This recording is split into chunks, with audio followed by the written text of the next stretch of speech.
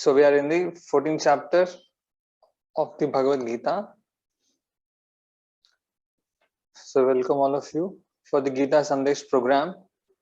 So before we start the recitation of the verses, let us do the Mangalacharan.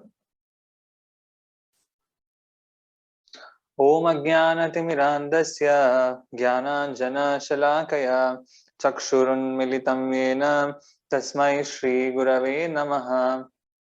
Nama Om Vishnupadaya Krishna Pristhaya Bhutale Srimate Bhaktivedanta Swaminiti Namine. Namaste Saraswate Deve Gauravani Pracharine Nirvisesha Shunyavadi Paschatya Deshatarine Namasreshtham Manumapi Sachi Putram Atra Swarupam Rupam Tasyagrajam Murupurim Mathurim Goshtavatim Radha Kundam Girivaramho Radhika Madhavasham Prapto Yasya Patita Kripaya Shri Gurum Tam Natosmi. Krishna Danyamajanata Kshanamapi Swapnepi Vishveshware Tasman Bhakti Mahaitukim Vidadato Hritkaya Vagvi Sada Shrilan Sadguna Punjakeli Nilayan Premavataranaham Vande Bhagavatani Mananudavam Mudnani Patyakshitau Ajanulambita Bhujau Kanakavadato Sankirtanaikapitaro Kamalayataksho Vishwamvaro Dvichavaro Yugadharma Palo Vande Jagat Priyakaro Karunavataro Jayatam Suratau Pangor Mama Mandamatergati Matsarvasva Padambojhau Radha Madana Mohanam Neelachala Nivasaya Nityaya Paramatmane Balabhadra Subhadrabhyam Jagannathaya Te Namaha. Hare Krishna. So we are in the 14th chapter of Srimad Bhagavad Gita. So this 14th chapter has been named by many of our acharyas as Gunatraya Vibhaga Yoga. Gunatraya Vibhaga Yoga. His Divine Grace A.C. Bhaktivedanta Swami Srila Prabhupada has named it as the three modes of material nature. So in this chapter, we are going to see what are the three modes of material nature. I guess in the second chapter, during the second chapter or the third chapter, someone already was asking a question. Can you explain what are the three modes of material nature? So we had it in the question and answers. So now in this chapter, we are going to see in detail what are the three modes of material nature. So in 13.22 verse, so in relation to the previous chapter, we saw that so Lord Krishna said, Karanam guna sangosya sadasad janma yonishu. He said, the cause of bondage is association with the gunas. When Jiva comes in contact with Prakriti and experiences happiness and distress by taking birth in various bodies of devatas and animals. So now Lord Krishna explains what are these gunas. How does one associate with the gunas? So gunas are the three modes of material nature. And what happens due to the association with the gunas? And what are the characteristics of a person who is associated with a particular guna? How one can transcend the gunas? So all these things Krishna is describing in the 14th chapter.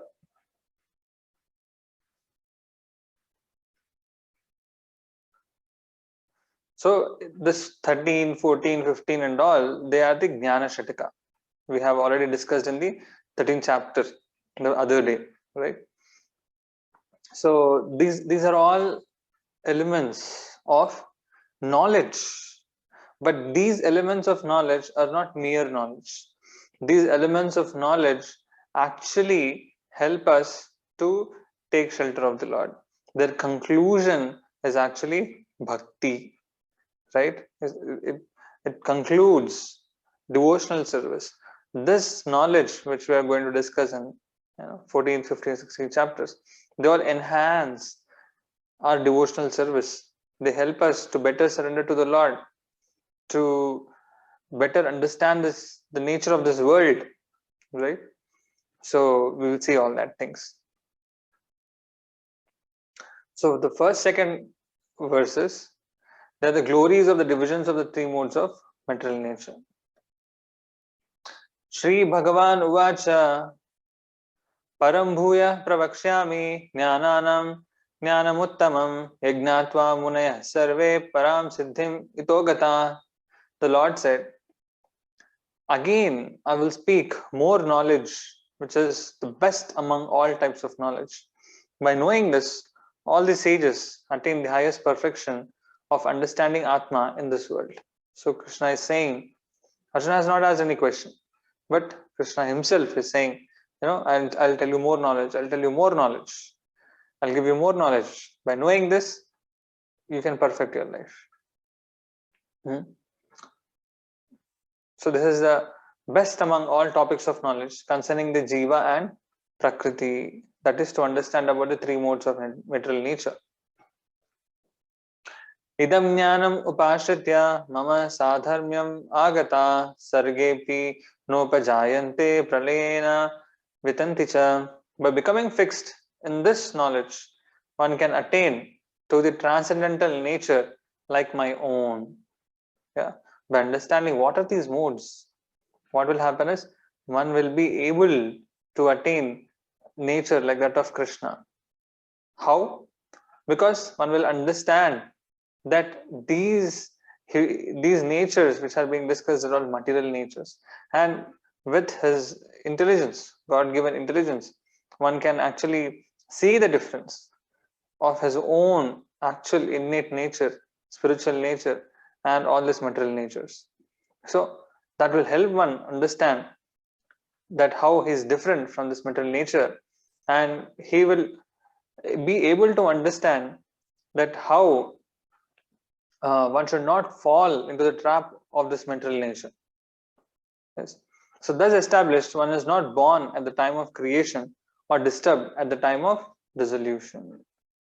So one will not be disturbed. So relationship between Jivas, Prakriti and Supreme Lord, we are going to discuss. Jivas are the living entities. Prakriti is the material nature. How the Jivas are related with the Prakriti, how they contact different types of Prakriti, how they take up different kinds of bodies, and how the Supreme Lord interferes, or what is the role of the Supreme Lord. 3 to 4.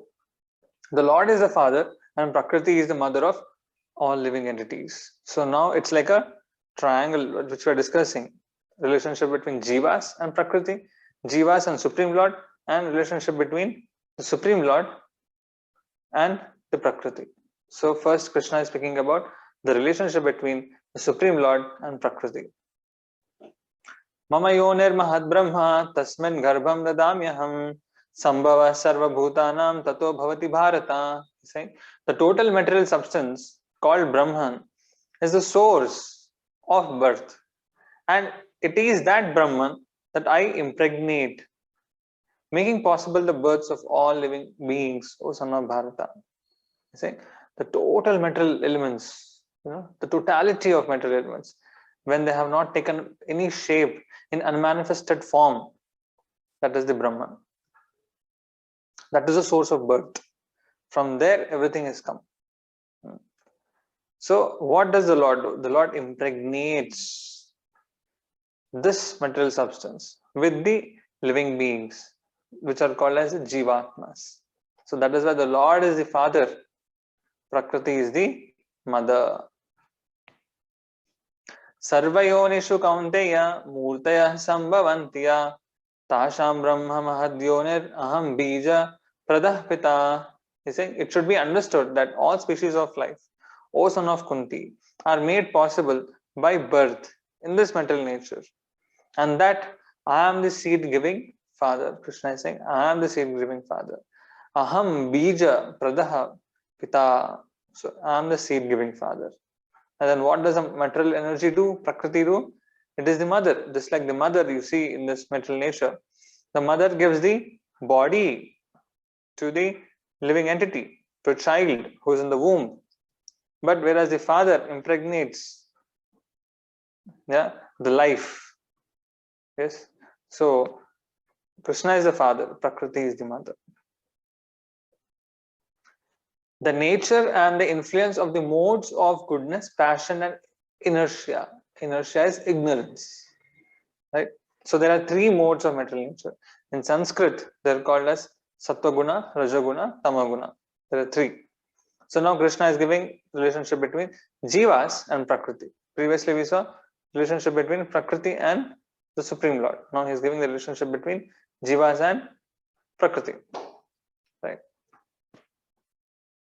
Sattvam Rajastama iti guna Prakriti sambhava nibannanti mahabaho dehe dehinam avyayam.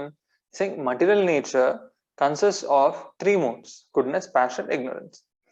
When the eternal living entity comes in contact with nature, O mighty Arjuna, he becomes conditioned by these three modes. So there are three types of association in this world.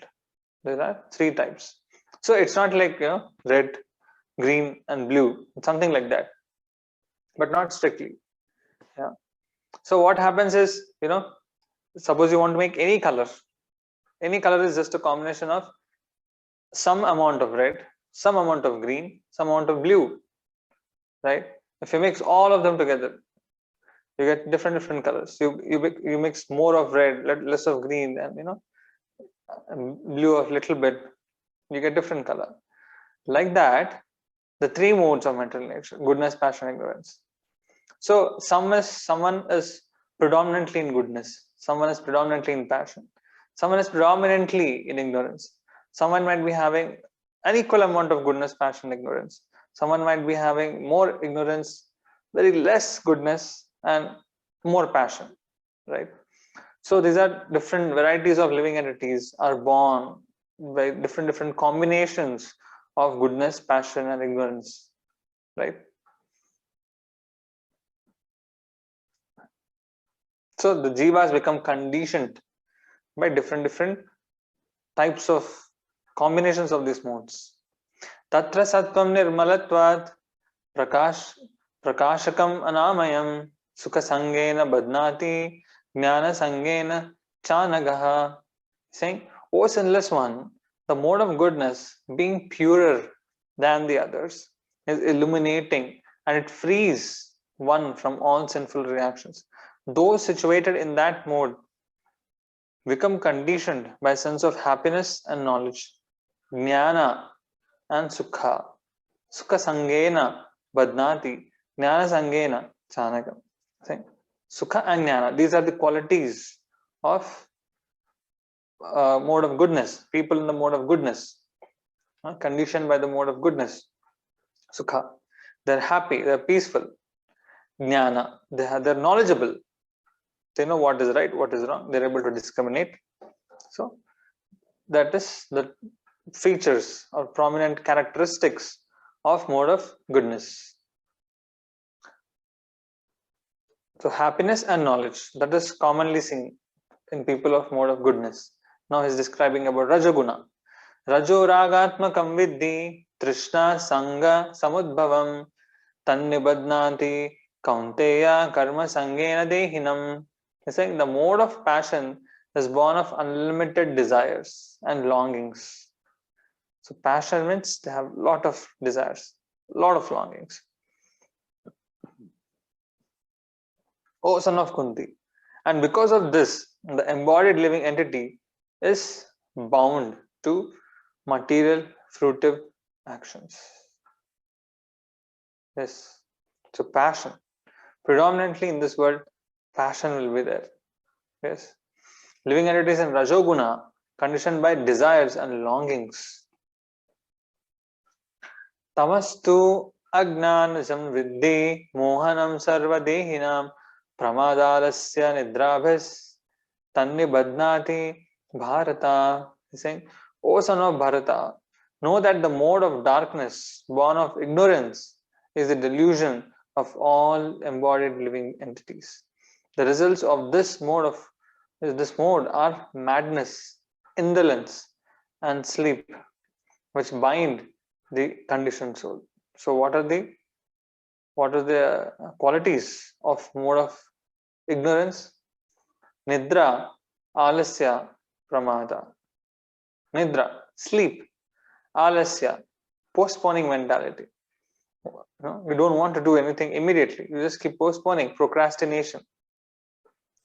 Pramada, madness. They don't know what is right, what is wrong, and they just act madly. So this is mode of ignorance. Sattvam sukhe sanjayati raja karmani bharata jnanam avritya tu tama pramade sanjayati yuta. He's saying, O son of Bharata, the mode of goodness conditions one to happiness, passion to fruitive action, and ignorance covers one's knowledge and binds one to madness. So his summarizing three modes in one verse. So those are mode of goodness, their conditions, the condition to happiness. They're happy. Passion, they want fruitive action, they want some results, they want to achieve something, they have some goals, right? So actually in this world, if you see, pure goodness is very difficult to find. Pure goodness is not there. So goodness, no matter how much a person has, there'll be some amount of passion for sure. Rajastamas chabhibhuya sattvam bhavati bharata rajasattvam tamaschaiva tamasattvam rajastatha. So he's saying sometimes the mode of goodness becomes prominent, right? Defeating the modes of passion and ignorance, right? Sometimes mode of passion becomes prominent, sometimes mode of ignorance becomes prominent. So in this way, there is a competency also. So that is how there is change of times, change of events, change of situations, different situations in history. If you see that, because of combinations of different things, there is a prominence of different modes of material nature, right? Suppose if you get up very early in the morning, it is mode of goodness. So at that time, goodness is prominent. People feel great happiness, great sense of satisfaction, great sense of great peaceful, great amount of peace, right? But slowly goodness starts fading, mode of goodness. Then mode of passion becomes prominent. So as soon as you see the sun at 9 o'clock like that, you see people get the impulse to do work, to go out, to do some activity, right? So the passion becomes prominent. And as it goes to evening, like 6 o'clock, 7 o'clock, slowly ignorance starts becoming prominent, right? So you'll see people, either they sleep in the night, or some people, they do mad activities in the night. Like if you see some drunkards, they become very active in the night, right? They have big queues, and they drink and they sleep and they talk and do different stuff, right? So ignorance becomes prominent at that time. Suppose you want to do some meditation, you can't do it in the night. You'll get sleep because prominent. The ignorance is very prominent, right? And the passion, there is tendency to work, but a person wants to rest. He might not feel comfortable to rest, or he might not feel so much eager to take rest. Just lie down or take sleep, in the daylight. That is in the mode of passion time, where that has become prominent. So you'll see that in different situations, there is a supremacy of one over the other. So when one can be experienced, the prominence of modes.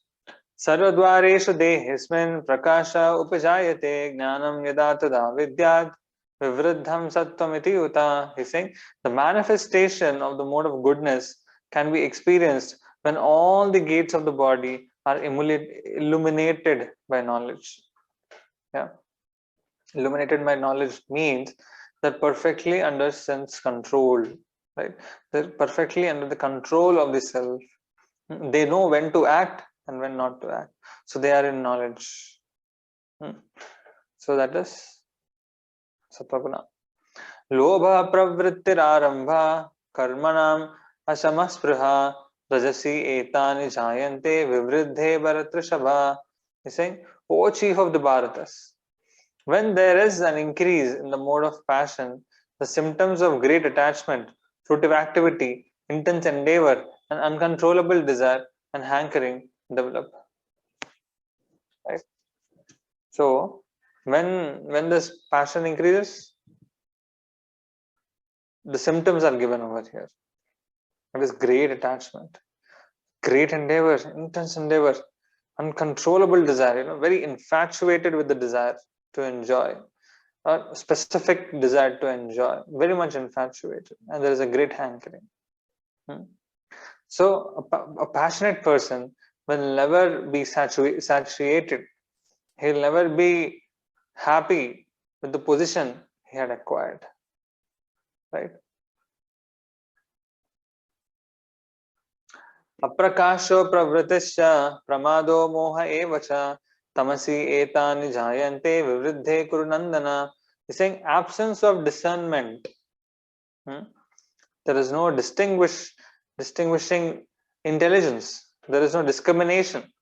Right? Discrimination is absent. That is tamoguna. They don't know what is right, what is wrong. They take religion to be irreligion and irreligion to be religion. They take dharma to be adharma and adharma to be dharma. Right? So that is ignorance, lack of discrimination. They don't know what to be done, what is right, etc. So aversion to prescribed duties, doesn't want to do their duties, getting no results from work, and absorption in the falls appear with the increase of tamas. So they don't get results out of their work. They may spend time, but they don't give out any output, right? So that is ignorance. 14 to 18. Now Krishna will describe the results of the respective modes and destinations of people dominated by modes. Yes, Krishna is going to describe this. Results. What will happen by particular association with a particular mode, and what is the destination?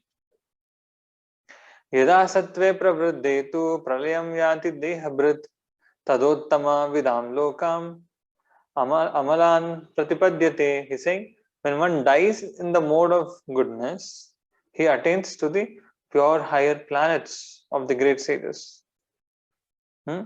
So this goodness is actually, we might think mode of goodness means just people are clean and people are educated and all. No. Here mode of goodness actually means they have good amount of knowledge of the Shastra. Right? So that is, you can say, more closer to mode of goodness. Yeah. So then what happens is they attain pure higher planets of the great sages, where people are in mode of goodness. They are very knowledgeable, they're very peaceful. Rajasi pralayam gatva karma sangishu jayate tadha pralinas tamasi muda yonishu jayate. He's saying, when one dies in the mode of passion, he takes birth among those engaged in fruitive activities. So when one dies in the mode of passion, he will be born in the family which is also passionate in the mode of passion. They're interested in fruitive activities. Yeah, they want to attain great amounts of wealth. They want great power. They want great fame. They want great prosperity, right? Material prosperity. They want to satisfy big amounts of material desires. And when one dies in the mode of ignorance, he takes birth in the animal kingdom. Ignorance. If he dies in ignorance, he will be born, as you can see over here towards left, someone he becomes like a tiger, or he becomes like a pig, right? A hog, a bear, a cat, a dog. So if one dies in mode of ignorance, he will become like that. So various results by actions according to various gunas. Sattva guna. So what is the destination of the people who are in Sattva guna, who are in Rajoguna and Tamoguna? We will see now. Karmana sukritasyahu satvikam nirmalam phalam rajasastu phalam dukkham agnanam tamasa phalam. He's saying the result of pious action is pure and is said to be in the mode of goodness. But action done in the mode of passion results in misery, and action performed in the mode of goodness results in foolishness. So how are the results going to be there? So if they're in mode of goodness, the actions are pure, the results are pure. But in the mode of passion, the results is misery. A person becomes miserable towards the end. And someone performs actions in the mode of ignorance, the result at the end will be foolishness. Yeah, like you see, a donkey is there. It is said, an example is given, like that of a donkey. So donkey can actually get free grass everywhere, but the donkey doesn't think like that. What does a donkey do? It does all day, all night. So much of hard work. Carrying loads of clothes. Yeah, but at the end, it just gets a morsel of grass, right? So the result is foolishness. It can get grass anywhere else, but it is foolish. So gunas will be described as causes. Sattvat sanjayate jnanam rajaso lobha evacha pramadam mohau tamaso bhavato jnanam evacha. It's like from the mode of goodness, real knowledge develops. From the mode of passion, greed develops. From the mode of ignorance, foolishness, madness, illusion develop. So these are the immediate effects. Yeah. So these are the medium term effects. Yeah. These are the ultimate destinations, long term effects. Yeah, here.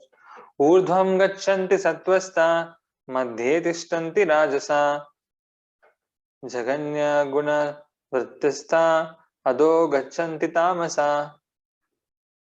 So what Krishna is saying, those situated in the mode of goodness, they gradually go up to the higher planets, where there is more sukha, where they can have more material prosperity, right? They go there. Then those who are in the mode of passion, they live on these earthly planets. Predominantly, people over here are in the mode of passion. And those in mode of ignorance, they go to the hellish planets. They take birth in the bodies of Rakshasas, Danavas, demons. They go to the lower planets, which are the hellish planets.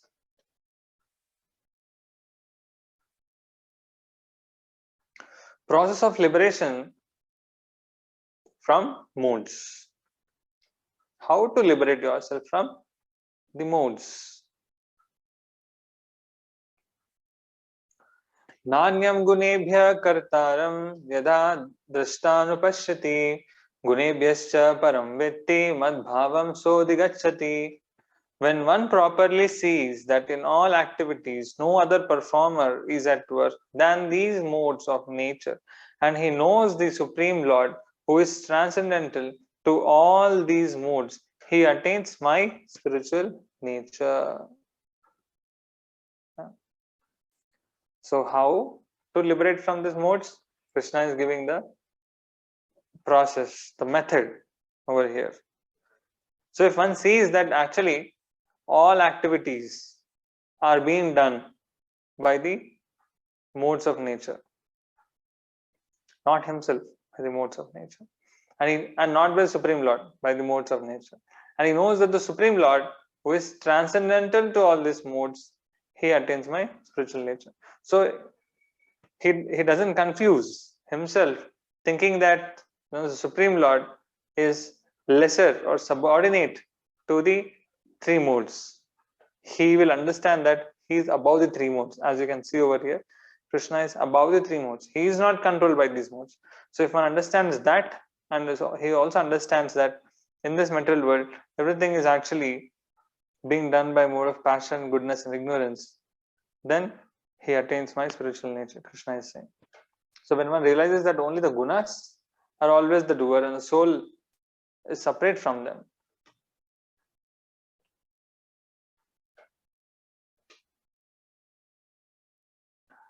गुणान एतान अतीत्य त्रिन देहि देह samudbhavan janma mrityu jara dukkhair vimukto amrutamashnute. He's saying, when the embodied being is able to transcend these three modes associated with the material body, he can become free from birth, death, old age, and their distresses, and can enjoy nectar even in this life. Yeah. So if you, what happens if you transcend these three modes, Krishna is saying, you can become free from this cycle of birth, old age, disease, and death. And then what? You can enjoy nectar even in this life. Yeah. So hearing the results of surpassing the modes, Arjuna will ask the questions now.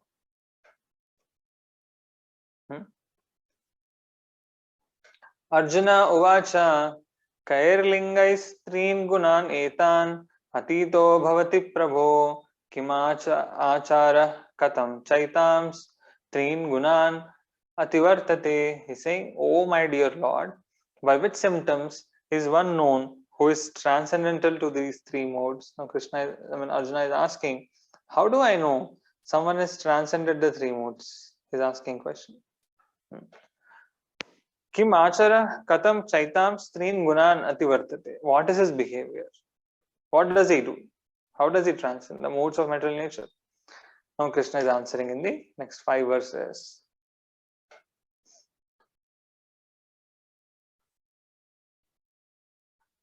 So what symptoms is he known? What is his behavior? What is the process of transcending the modes? So if you see, similar questions were asked by Arjuna in the second chapter. He says, Sthita pragnasya ka bhasha, samadhistasya keshava, sitadi kim prabhasheta, kim asita vrajeta kim. He's saying, so he was asking, a self-realized person, how does he act, how does he behave, right? Now he's asking the same thing over here. That's why we say that second chapter is actually a summary of the whole Bhagavad Gita, right? He's asking similar questions again over here. He's saying, Three gunan ativartate, one who has transcended the three modes of material nature. So how does he behave? How does he transcend the modes? Now Krishna is saying, Shri Bhagavan uvacha prakasham cha pravrittam cha moham eva cha pandava na dveshti sampravrittani na nivrittani kankshati. He's saying, Krishna is saying, one who is beyond the gunas does not lament at the appearance of illusion, activity, or confusion, nor rejoice at their disappearance. So then, how does he behave? So if there is, suppose, some confusion, some bewilderment, he does not lament. And suppose if the confusion or illusion goes off, it disappears, he doesn't rejoice. Yeah. Lord Krishna answers the first question. Udasina vad asino gunairyo na vichalyate guna vartanta iti evam yo avistati ningate. He's saying, one who remains situated neutrally, who remains undisturbed, understanding that only the gunas are acting and does not act according to the effects of the gunas, is said to have surpassed the gunas. So who What are the symptoms of a person who surpasses the gunas? Lord Krishna is answering that second question, saying, one who remains situated neutrally is neutral, undisturbed, understanding that only the gunas are doing it. He doesn't act according to the gunas effects. Yeah. So the gunas might influence the person, impel the person, but he doesn't act on that impelling nature of the gunas. Next question. He's answering the same question again. Sama dukkha sukha swastha sama lostasma kanchana tulya priya priyo dhiras tulya nindatma samstuti. He's saying, he who is fixed in his swarupa is equal in sorrow and joy. He sees a lump of earth, a stone, and the gold as the same. He sees all of them as the same. He sees all of them are material. All of them have got nothing to do with his innate self, that is the soul. They're all external matter, right? He understands that. And he who regards causes of happiness and distress as the same. Yeah. What is the cause of happiness and distress? It is actually the karma. Yeah, it is our own actions of the past which is actually coming back to us. So if suppose someone is giving him happiness or someone is giving him distress, he sees both the causes are the same. He doesn't see the immediate cause, he sees the ultimate cause. Yeah, and he sees the differences between Atma and Prakriti. He knows what is Atma and what is Prakriti. And who regards criticism and praise of himself as the same. Even if you criticize the person or praise the person, he is the same. He is said to be beyond the gunas. Manapamanayo tulyo mitrari pakshayo sarvarambha parityagi gunatita sayuchyate. One who remains unaffected when respected or disrespected. He who is equal to friend and enemy, and he who has renounced all material activities, sarvarambha parityagi, all kinds of material projects has renounced. Gunatita sauchyate. Such a person is said to have transcended the modes of nature. Mamsayo avyabhicharena bhakti yogena sevate sagunan samati tyaitan brahma bhuyaya kalpate. He who serves me alone in pure devotional service surpasses the gunas. So how to surpass the gunas? Krishna is saying here. He has previously mentioned the qualities of the person. But how does a person become like that? This is the third question. That is Mamsayo Avyabhicharena Bhakti Yogena Sevate. One who is actually serving the Lord in Bhakti Yoga. Sagunan Samati Tyaitan Brahma Bhuyaya Kalpate. Yeah. He surpasses the gunas. Sagunan Samati Tyaitan Brahma Bhuyaya Kalpate. And this is situated in spiritual nature. So Krishna describes his relationship with Brahman and stresses bhakti again. So though Krishna is giving so much of knowledge here, he's again coming back to bhakti. He's saying, bhakti, by bhakti only you can actually manifest all these qualities. Brahmano hi pratishtaham amrutasyasva yasya cha shashvatasya cha dharmasya sukhas saisantikasya cha. He's saying that I am the shelter of the jiva who has attained his swarupa, which is beyond death and possesses unchanging devotion to me. I am the shelter of eternal wonderful qualities and extraordinary rasa for the unalloyed devotee. Brahmano hi pratishtaham amritasya avyayasya cha amritasya avyayasya cha shashvatasya cha dharmasya sukhasya aikantikasya cha. Right? I am the shelter of the eternal. So Krishna is saying, Brahmanoi Pratistham. I am the actually supporter of the Brahman. I am Amrita. I am beyond the death. Brahmana, I mean Brahman is actually beyond the death. And it possesses unchanging devotion to me. Avyayasya. Avyaya. Yeah, doesn't reduce. I am the shelter of eternal, wonderful qualities and extraordinary rasa for the unalloyed devotee. So we have seen. So this was the concluding verse. Brahmano hi padrishtaham amritasya avyayasya cha shashvatasya cha dharmasya sukasya aikantikasya cha. So Krishna is saying that I am the shelter of that devotee. I am the shelter of. I give him the rasa, the relationship in the spiritual world. I give him the eternal devotion to that devotee, which is unchanging, and he gets a body which is unchanging, right?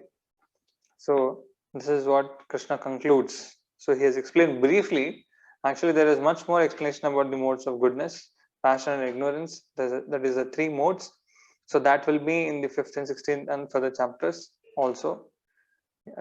At least over here, what Krishna has explained in this 14th chapter is Krishna glorifies pure knowledge by which one attains the same nature of Lord and freed from repeated birth and death. Krishna explained the relationship between Jivas, the Prakriti, and the Supreme Lord. Krishna said, I am the seed-giving father for all. How Jivas get bondage with the three modes, Krishna explained. Then prominence of the modes. At a point of time, different modes become prominent. Then what are the symptoms of the different modes? That's what Krishna explained. So here we can see what is the destination of the people after they die in the mode of goodness, passion, and ignorance. So urdhvam gacchati sattvastha. Those are in sattva-guna, they go to the top. Those are in passion, they remain in earthly planet. And mode of ignorance, they go downwards. Then by only pure bhakti, one can actually transcend these modes. Yes, so here we conclude the 14th chapter. It's a very small chapter. We'll go to the 15th chapter. Not tomorrow, day after tomorrow. Tomorrow we won't be having a class because it is Dasra and because most of the devotees would also be going to the temples. I mean, we'll be having many activities, right? Yeah, so it's on festival mood. So we will be continuing the 15th chapter day after tomorrow. Thank you. Hari. Prabhuji, it's very good. It was very nice today. And I found it more easy. Yeah, it is more easy because it is more connectable. We can connect. And actually, most of the people in India must have already heard about Sattva-guna, Rajaguna, Tamoguna. These are words we are very familiar with. But I also like this chapter so much. But new thing is that even you are in Sattva Guna, you have to go beyond that also. That is not the state of finality. That was new thing to us. Yeah, very nice. Wonderful point. Wonderful point. Dhanyavad. You stay in Hyderabad, sir? Oh, nice. Which area? It is, sir, Saidabad, next to Saidabad. Oh, Saidabad. So Abbots might be. Abbots is close to you. Where, Prabhuji? Abbots. ISKCON Abbots. Abbots. Okay. Is it? It's closer to you, right? Ji. Okay. Hare Krishna. धन्यवाद प्रभु जी. Hare Krishna. Hare Krishna, Prabhu. Hare Krishna, Prabhu. Thank you. It was wonderful. So, are you able to hear, Prabhu? Yes, I'm able to hear you. Prabhu, it's a general doubt. Okay. Anywhere in the Bhagavad Gita or the any scriptures, if you know, like if you take help from anybody, like taking help, too much help, or we call it as runa, right? Yeah, runa. Yeah. I don't know English. I don't know exact word in English, but indebted to somebody. Indebted, yes, indebted to someone. We're obliged to someone, indebted to someone. We took something from them, and then we have to repay that. Correct. That if you take too much help or too much anything, financial or any other thing, so what will be the effect in the next birth? Anywhere it is said in the Bhagavad Gita or anywhere, any scripture or Bhagavatam or Bhagavatam. Bhagavatam or Bhagavad Gita. Because, yeah, so If you take a favor from someone, oh yeah, or it is said like this, sometimes suppose the son,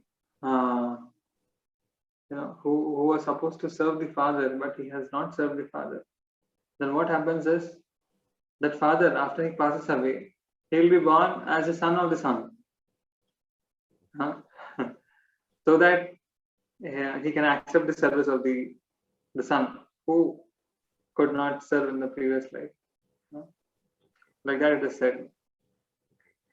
this runagrasta or indebtedness, it was not spoken anywhere in the Bhagavatam or. It is there, Rana is there, but it is given in a very the devotees, they are those who have become great Vaishnavas. Oh. It is said, Devarshi Bhutatma Rinam Pitranam Na Kinkaro Nayam Rinicha Rajan Sarvatmanayas Sharanam Sharanyam Gato Mukundam Parihartha Kartum. It is said that if a person has dedicated his life 24 hours in the service of the Lord, Tato Mukundam Parihartha Kartum, then what happens is Devarshi Bhutatma Rinam Pitranam. So it talks about Rina, how we are actually indebted to Devas, because actually the Devatas, they're controlling the rains, they're controlling the food, they're controlling so many things, because of which the air, the seasons, because of which we are able to live comfortably in this world. So we are actually obliged to the Devatas. Yeah. The water, air, the rains, food, everything.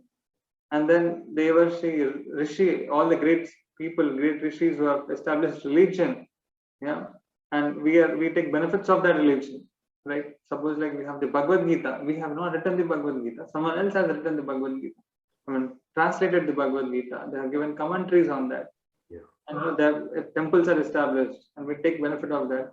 Devarshi, rishis, Bhutatma, and other living entities. There are many living entities who actually help us. Like if you see our mother and father, they have given us We food, take help from education, and taking care of us, growing us, teaching us good manners, and spending their hard-earned energy to earn money to take care of us. We're actually dependent on them. Not only them, we're dependent on others also. There is someone who is farming and is giving us food. Someone who is milking the cow or buffalo and giving us the milk to the house.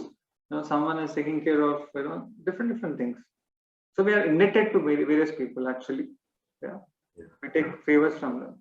But it is said, Na kinkaro nayam rinicha rajan sarvatmanaya sharanam sharanyam. So according to normal Vedic customs, every day a person has to spend some time to offer respects to all these different people, the people and the devatas and everyone. But it is said, if a person has surrendered his mind, heart, soul, everything to the Lord, and he's just immersed in serving the Lord, then he's no more indebted to all these people. So why is it that he is no more indebted to all these people? He's taking so much favors from everyone, because ultimate person who is giving us all these favors is Krishna. So it is like, there is a prime minister, and there's a home minister, there is a chief minister, there is a finance minister, there is a health minister, right? But all of them are getting powers from the prime minister, right? So Krishna is like that. So If a person is paying directly tax to the prime minister or the treasurer, or he is not paying, he's not paying the state or different others, there's no wrong, because ultimately it goes to the central treasurer, right?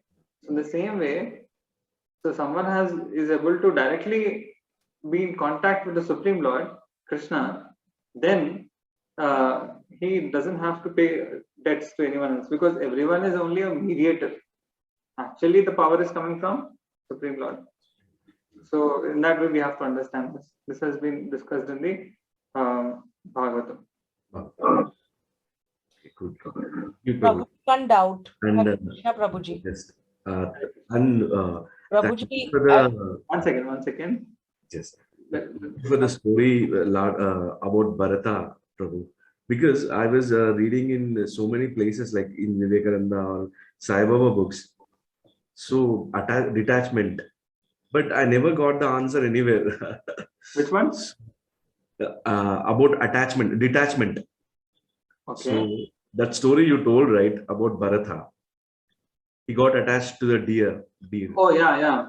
But that was wonderful, like, because I was searching everywhere, because everywhere that the spiritual people talk about detachment, but I didn't understand the significance of it. Okay. But that is Actually, the Bhagavatam is very beautiful. It has all examples. complete Bhagavad. So yeah, so it is said the Bhagavatam starts where the Bhagavad Gita ends. If you see most of the in Bhagavad Gita, there are no examples. Krishna has given all in the form of formulas, statements, right? They're all like very like kind of a codes, one-line statements and all. So people, even after Krishna gave Bhagavad Gita, many people could not take benefit of it. Then Krishna thought, okay, I should give something which is more easy to understand, and with examples, case studies, So then Krishna has given the Bhagavatam, which comes later after the Bhagavad Gita. Actually, Bhagavad Gita was spoken to Arjuna. Bhagavatam comes later, when actually Krishna left this world. Arjuna left this world. Arjuna's grandson Parikshit Maharaj is about to leave the world. At that time, Shukadeva Goswami comes and discusses all this great leelas. So it's actually wonderful. After we end this 18 chapters, we will invite you to join our Bhagavatam classes, which will be in the morning. Then you all can relish. Okay, good. Just last thing, Bhagavatam is written by again Vyasadeva, right? Sukadeva Goswami is son of Vyasadeva. No. Bhagavatam is actually one of the Puranas. It's called Bhagavata Purana. It was written by Vyasadeva, actually. And Vyasadeva had explained it to Shukadeva Goswami, his son. Okay. And Shukadeva Goswami spoke the same thing, but with more realization, because he was very advanced soul, actually. It became much more sweeter, actually, when Shukadeva Goswami was explaining it with his realizations. So to Parikshit Maharaj. So that was actually documented as the Bhagavatam, which we all take it. Thank you. Okay, Hare Krishna. Jessica Mataji, you have some. Yeah, question. Prabhuji, my doubt is that one should offer help. One should offer help. Yes. Why? Because in this world, if there is a needy who needs food, or if there is a person who is starving somewhere, Yes. if somebody offers help on its own, that is good sattva gun. Yeah, that is sattva gun. Okay. Yes, and if somebody asks for help repeatedly, and if that person is really not able to, solve that person's issues, needs help, then why is it wrong in asking for help and, putting yourself in a situation where you cannot come out in life? And when this person is able to help, why not ask for help? Yeah. Why is it bad then? No, actually, Krishna says, the way of life is to be interdependent. So everyone is dependent on other person. There is no person in this world who is absolutely not dependent on anyone, right? Everyone needs another person. So therefore, interdependency is always there. We might call it as help or not help, or favor, or as whatever we can call it, but we are all dependent on each other. Our happiness is dependent on other person. So we take help from other persons. So we also help other persons. That is the nature of this life. Every human being is uplifted with upliftment with help only from the other. Yeah, definitely. Whether by material form or by social form or whatever. But it is. There is no person who has single-handedly become great. Right. That only God is independent. But I think the right word over here is, it's not that we should not ask for help. It's that we should not be reliant, or we should not be obligated on somebody in such a manner that we are completely at the dispersal of that person. Yeah, we can't be lazy in this life. We shouldn't be lazy. Yes. Everyone has to be doing something to this world. That's what Krishna says in the Bhagavad Gita. If you see, he says, at least be selfless. So when we were discussing, I think it was in the 7th or 8th chapter somewhere. If you can't do pure bhakti, at least you do regulated, Vaidhi bhakti. If you can't do that, at least you do some service.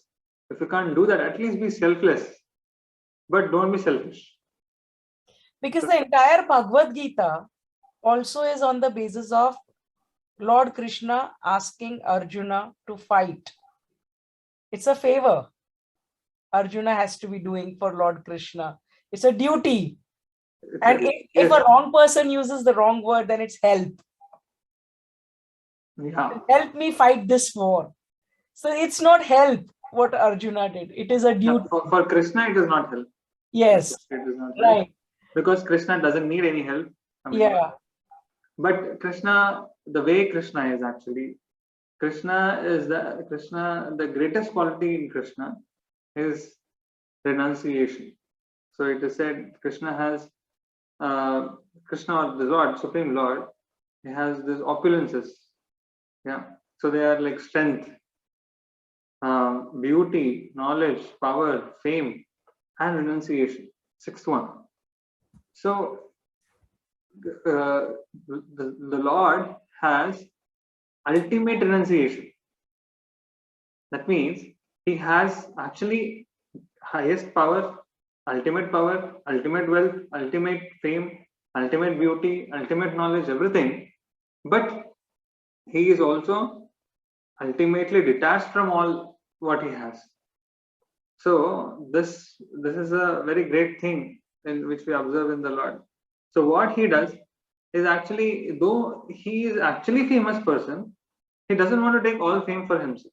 He wants to distribute it to his devotees, to his children, right? Just like a father, who is having a lot of wealth, what does he do? He distributes to his children. You enjoy, he has a big company, success. Then what does he do? He also shares the success, shares the fame with his children, isn't it? So the same thing. Krishna wants to share the credit. Actually, he is the cause. So when Arjuna was Hanumanji, who was asked this question after the end of the Mahabharata war. So what did you see in the Mahabharata war? You were on the top of the flag, sitting on Arjuna's chariot on the top. Then what Hanuman said? Hanuman said that I only saw that Krishna Sudarshan Chakra, which is there, was killing everyone. So actually it was Krishna's doing everything. But Krishna doesn't want to take credit for himself. He wants to give credit to Arjuna, who is his very dear devotee. And he wants to glorify Arjuna. He wants to make Arjuna the hero. Krishna doesn't want to be the hero. He's actually the hero. But he wants to make the devotees the hero. So he shares that. So that is love actually. Help or not help, that is secondary, but ultimately this is love. Love is the quality of the soul. Love is the quality of the Lord. And Lord wants to share love with everyone. And that is what the world is. So Krishna is not asking for a favor from Arjuna.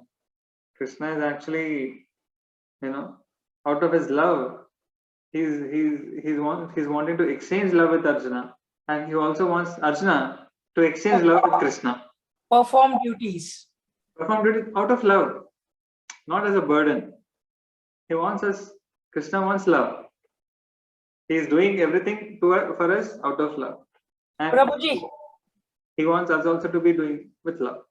Prabhuji, one very important question and an example also probably can come out to be. It's a live example which really happened in a family in a few days.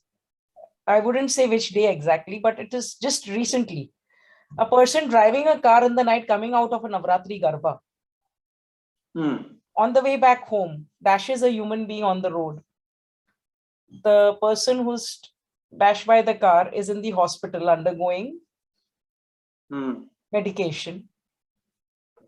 This person asking for help, bail me out of this.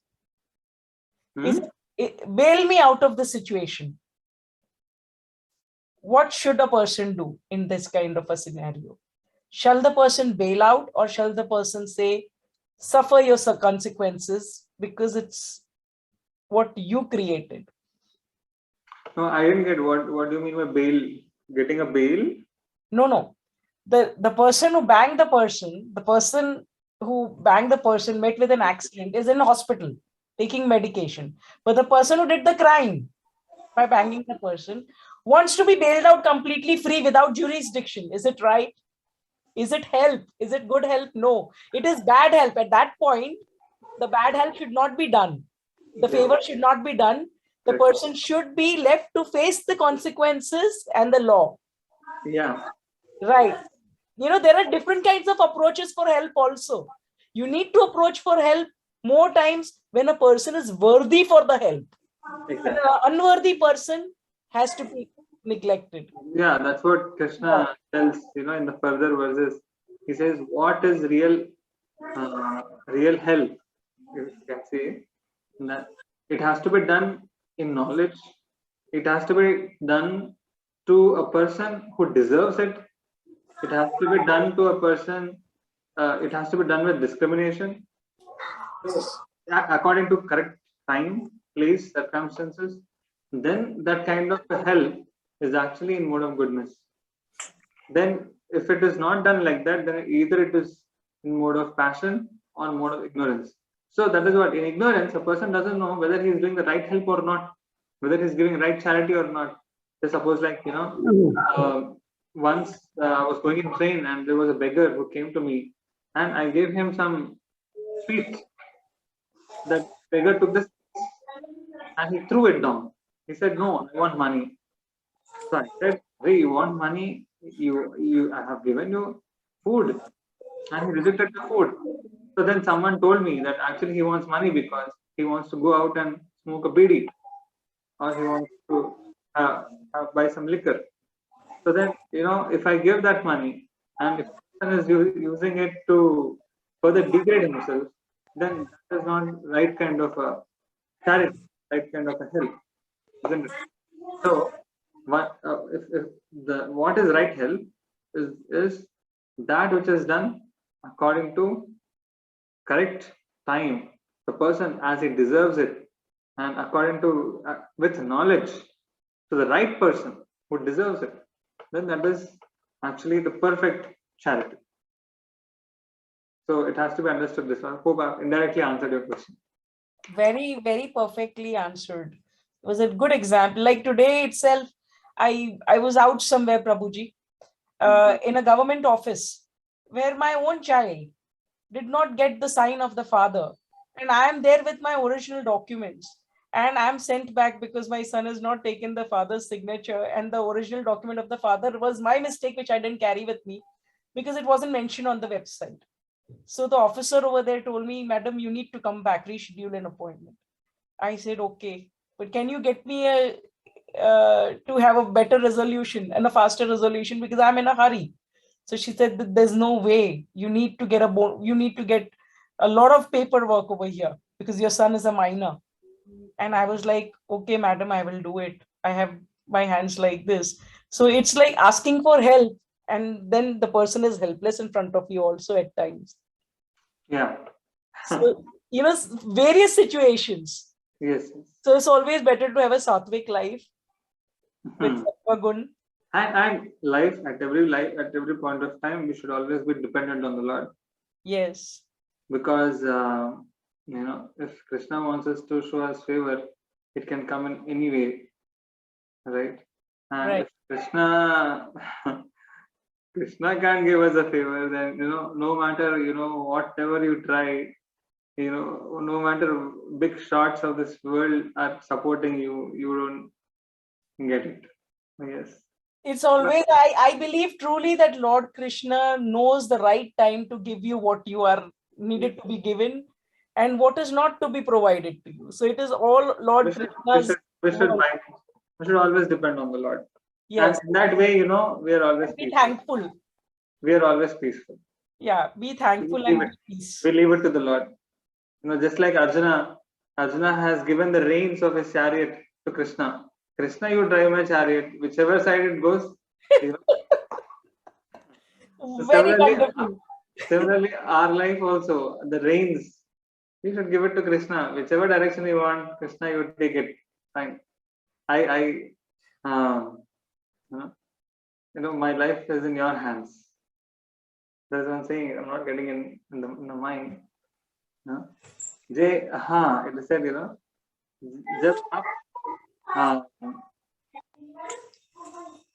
जब आप अपने काम में हैं, भगवान अपने धाम में रहते हैं.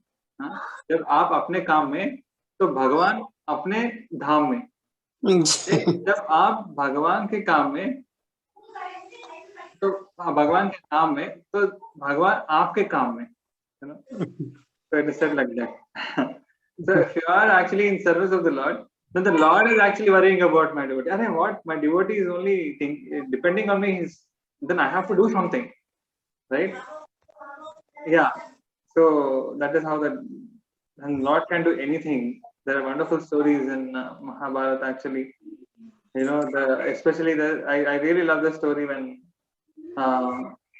Arjuna was not there on one day of the Mahabharata war, and then the Abhimanyu was there, and Abhimanyu was killed by Jayadratha. And Arjuna, once he comes back from Hastinapur, he sees that Abhimanyu, his son, is killed. So then he becomes very angry. He pledges that by tomorrow, by evening, I'll kill this Jayadratha. If I don't kill, I'll enter fire. That was a big promise. And then Arjuna makes that, and all Kauravas will be very happy. Okay, we have to somehow or other hide this Jayadratha. We have to keep him towards the last. We should put all big people, Bhishma, Duryodhana, everyone in the front. So that, even if anyone dies, Jayadratha doesn't die, then Arjuna will enter fire. Right? So Krishna was worrying, what? Arjuna has taken such a big pledge. Did he think about it or not? It is so difficult. You have to kill Jayadratha means practically extinguish the whole army in that day. That is not possible. Then Arjuna said, Krishna, I have taken the pledge. You only have to help me. Then, Krishna did some cheating. He actually, though it was not the time of finishing the war, Krishna sent this Sudarshan Chakra, which covered the sun. So everyone thought that the sunset has already arrived. So then all the Kauravas were cheering that, Arjuna, now you have to enter into fire, you have to come. So then all of them come forward. Then Jayadratha also comes forward. And he says, now Arjuna, you have to enter the fire. You could not kill me before the sunset. Then Krishna immediately removes the sun, the chakra. And then everyone sees astonishing, there is sun. Then Krishna says to Arjuna, kill him immediately. And then, Jayadratha is killed. So it's a wonderful one, actually, how Krishna can help the devotees. Anything out of way, the way Krishna can help his devotees. So we should always leave on the Lord. Then we can be befikar, we can be without any tension. And yeah, whether it's good or bad, Krishna, you will know whether it's good for me or bad for me. Yes. Whether it has to be there. We'll be very peaceful in life. Yes. Thank you. It was wonderful. Thank you so much. Happy session. It was a nice question and wonderful participation. Prabhuji, I had a query. Okay. Oh, the screen share, no, which book you share through screen, whether it is Bhagavad Gita as it is or it is some other books. Which one? In which one we are screen sharing, no? Screen sharing. Yeah. Yeah, that is some other books or that is Bhagavad Gita as it is. No, Because- that is the translations are different. No, it may be, but it is very good. No, so many references are there and relation to previous chapter and so many things are there. So this is actually a book which is called as Gita Bhushan. Okay. This is actually written by one of our acharyas. Ji. So it is based on that. If you see Prabhupada's Bhagavad Gita, it is Ji. a little bit simple, Hmm. written for a common man. It is Ji, not ji. so much technical. You know, you don't see so much of analysis of Karma Yoga, Jnana Yoga, and Ji. these terms we won't see that. Hmm. So that is why when we want to explain technically to someone, then we actually at least use this Gita Bhushan. But actually, Srila Prabhupada has written his Bhagavad Gita as it is based on the Gita Bhushan. Ji. Gita Bhushan. You will see that if you open the first page or second page of Bhagavad Gita, you will see dedicated to Baldev Vidya Bhushan, Govinda Bhattacharya, they said. So so it is based on that, but it is written with according to contemporary people. Ji. In general, common man. So, Ji. but when we come to these platforms, so we at least prefer to teach from the Gita Bhushan, which is our acharya, who has Ji. technically written it very nicely, and commentaries are more. It makes a distinguishment. What is happening? Like if you see the connections in every slide below, we have connections. Yeah. So you don't find those connections present in the Bhagavad Gita as it is by Prabhupada. Yeah. That was appealing. Therefore, I asked you, sir. Yeah, you don't see the connections. Here, Ji. if you see Gita Bhushan, Baldev Vidya Bhushan, who is our acharya, Baldev Vidya Bhushan is able to tell what Arjuna is thinking in his mind. Ji. And he's saying that, and he's also saying, as soon as Krishna said something, then Arjuna is immediately getting a question in his mind. Therefore, Krishna is able to read that, Arjuna is thinking like this, and therefore he's speaking this verse. So it makes very interesting, and it makes we'll be able to appreciate the flow. So we are using that. There'll be minor differences in the translation. It is the this is available in soft copy, no? The Gita Bhushan. No, this is not available in soft copy. As a soft copy, it is not available. Okay. I was thinking it is better to study. Even the book, you won't get it so much. Ji. It is, but all the translations are almost same. 95% will be same. No. Prabhuji, Translation. I am reading it along with you. It is Bhagavad Gita as it is perfectly the same. Yeah. And only the explanations are a bit elaborated. Yes. And in brief, wherein we can have better understanding with what you're doing on screen. Yes. Otherwise, everything 99% is the same as Bhagavad Gita as it is Yes. of Prabhupada.